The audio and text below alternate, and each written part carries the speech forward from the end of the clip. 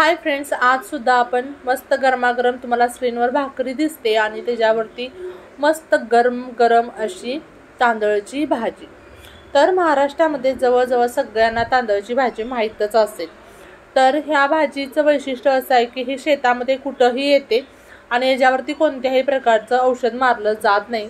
तर ही भाजी खुडून घ्यायची, आपल्याला चिरायची गरज नाही। तर ही मी भाजी अशी खुडून घेतलेली आहे। आता स्वच्छ धुवून घेते। धुतल्यानंतर भाजी आपण एका खलबत्त्यामध्ये 7 ते 8 लसणाच्या पाकळ्या घ्यायच्यात आणि 2 ते 3 हिरव्या मिरच्या घेतल्यात। ते बारीक एकदम मी कुटून घेतले। तर हिरवी मिरची तुमच्या आवडीनुसार तुम्ही कमी किंवा जास्त वापरायची आहे। सोबतच तुमच्यात जर लहान मुलं असतील तर तुम्ही मिरची नाही घातली तरी सुद्धा भाजी छान लागते।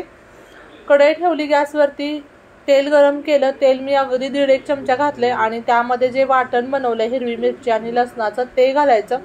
एक फक्त मिनिट ते 1.5 मिनिट आपण हे परतून घ्यायचं। कांदा लसूण जो आहे लगेच ब्राऊन होतो। आता आपण त्यामध्ये जी धुतलेली भाजी आहे ती घालायची आणि 1 मिनिटभर सर्व भाजी आपण परतून घ्यायची। ही भाजी पटकन अशी खाली जाऊन बसते।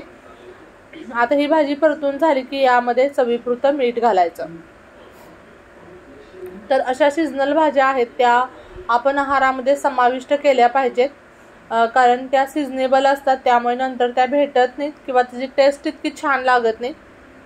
आता आपण यामध्ये मीठ घालूयात आणि ही भाजी एक 5 मिनिटं आपण हे मंद गॅसवरती शिजवणार आहोत। तर यामध्ये मी अगदी चमचाभर म्हणजे छोटा चमचा जो असतो तितकं पाणी यामध्ये घालणार आहे आणि 5-1 मिनिटं ही भाजी शिजवून देणार आहे। तर 5 मिनिटांमध्ये मी 1-2दा चेक केलं होतं आणि भाजी मिक्स केली होती, जेणेकरून आपली भाजी खाली लागणार नाही, करपणार नाही याची दक्षता घ्यायची।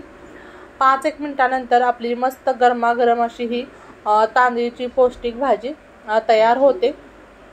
आता ही भाजी सर्व मिक्स करून घेऊयात। गॅस आहे तो मी बंद केलेला आहे। आता सोबतच गरमागरम भाकरी। तर कोणत्याही रेस्टॉरंटमधल्या जेवणापेक्षा किंवा नॉनव्हेजच्या जेवणापेक्षा अगदी शाकाहारी सुद्धा कोणतेही जेवण असू देत, ही तांदळाची भाजी असो, लाल माटाची भाजी असो आणि भाकरी, आहा मस्त मजा येते, खूप छान वाटतं। स्वर्ग सुख काय असतं ते या जेवणातून कळतं। तर अशाच मस्त रेसिपी पाहण्यासाठी चॅनलला लाईक, शेअर, सबस्क्राईब करायला विसरू नका। पुन्हा भेटूया अशाच नवनवीन जायकेदार रेसिपीसोबत। तोपर्यंत बाय बाय।